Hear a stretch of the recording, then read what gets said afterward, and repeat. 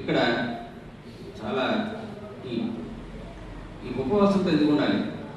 మన జీవితం అంతా ఉపవాసం లేకపోయినా ఒక్క శివరాత్రి రోజైనా సరే మీరు ఉపవాసం ఉంటూ శివనామం చేసుకుంటూ శివుడి తలకు అభిషేకం చేస్తే ముక్తి వస్తుందంట. దానికి చిన్న శివపురాణం అని చెప్తాను. ఒక ఇద్దరు స్నేహితులు శివరాత్రి కదా మనం కాశీ వెళ్దామని ఇద్దరు బయలుదేరితే వీళ్ళు వెళ్తుండగా ఒక మార్గ మధ్యంలో ఒక దగ్గర చాలా వినోదమైన కార్యక్రమం జరుగుతుంది. అందులో ఒక ఆయన వినోదానికి ఎక్కువ ప్రాధాన్యత ఇస్తుంది, భక్తికి ఇవ్వడం. ఈయన ఏం చేశాడంటే, రే నువ్వు కాశీ వెళ్ళరా, నేను ఇక్కడ ఉండిపోతాను లేదని చెప్పి ఉండిపోయాడు. ఈయన కాశీ వెళ్ళాడు. ఈయన ఎక్కడ ఉండి కరెక్ట్గా రాత్రి 12 గంటలకు అభిషేకం కదా. ఇక్కడుండి ఈయన ఏం చేస్తున్నాడంటే, అయ్యో నా స్నేహితుడు అక్కడ కాశీలో అభిషేకం చేస్తున్నాడు, వాడు చాలా ఉద్రత పడుతున్నాడు, నేను అనవసరంగా ఇక్కడ ఉండిపోయాను అని చెప్పేసి మానసికంగా ఈయన ఇక్కడ ఉన్నప్పుడు కూడా ఈయన మనసు అక్కడికి వెళ్ళిపోయింది కాశీ. కానీ కాశీలో అభిషేకం చేస్తున్నటువంటి ఆయన మాత్రం అక్కడ అభిషేకం చేస్తున్నాడు. వాడు నా స్నేహితుడు అక్కడ ఉండిపోయాడు.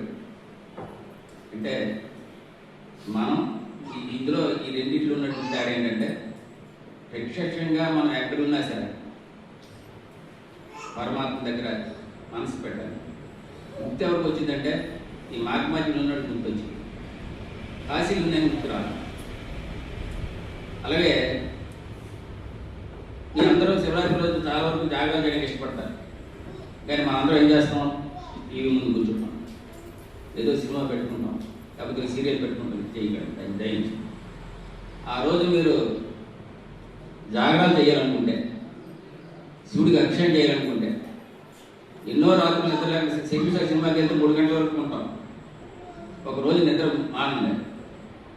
ఇక్కడ సాయంకాలం 6 గంటల నుంచి 4 అభిషేకాలు అవుతాయి.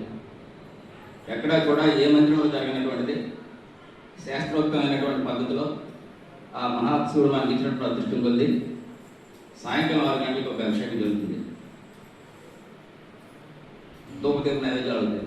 మళ్ళీ 9 గంటలకు ఒక అభిషేకం జరుగుతుంది. 12 గంటలకు ఒక అభిషేకం జరుగుతుంది. ఏదైతే 3 గంటలకు ఒక అభిషేకం జరుగుతుంది. మళ్ళీ ఉదయం 6 గంటలకు అభిషేకం జరుగుతుంది. అంటే ఇది శాస్త్రోక్తమైన పద్ధతిలో ఇక్కడ మన అభిషేకాలు చేస్తాం.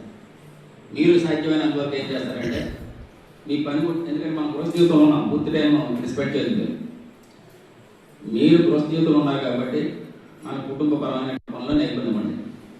1 గంట అయినా సరే, రాత్రి 12 గంటల వరకు అయినా సరే